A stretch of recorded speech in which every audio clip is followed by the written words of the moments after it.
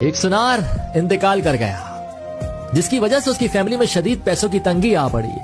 तो सुनार की बीवी ने अपने बच्चे को नीलम का हार देते हुए कहा कि इसे अपने चाचा की दुकान पर ले जाओ और कहना कि इसे बेचकर कुछ पैसे दे दें। बच्चा चाचा की दुकान पर गया और बोला, ये माँ ने दिया है, इसे बेचकर कुछ पैसे दे दें। चाचा सुनार कुछ देर खामोश रहे और हार को देखते रहे।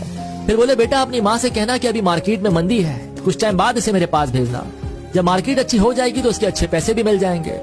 साथ साथ चाचा ये भी समझ गए थे कि इनको पैसों की बहुत जरूरत है, तो उन्होंने बच्चे को कुछ पैसे देकर कहा कि कल से मेरी दुकान पर काम करने आ जाना।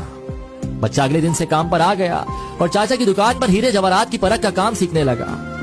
कुछ टाइम बाद जब वो अपने काम में माहिर हो गया तो दूर दूर से लोग उससे हीरे जवाहरात की परख कराने आने लगे। तो एक दिन चाचा उस लड़के से बोले, अभी मार्केट अच्छी है तो अपनी माँ से वो नीलम का हार ले आओ। लड़का घर गया और अपनी माँ से नीलम का हार मांगा कि चाचा मांग रहे हैं। माँ हार लाई तो लड़का उसे देखकर चौंक गया और बोला, माँ ये तो नकली है, और हार वहीं छोड़कर वापस चाचा के पास आ गया। चाचा ने पूछा, हार नहीं लाए? तो कहने लगा, वो तो नकली है, लेकिन आपने मुझे उस वक्त क्यों नहीं बताया जब मैं पहली दफा उसे आपके पास लेकर आया था?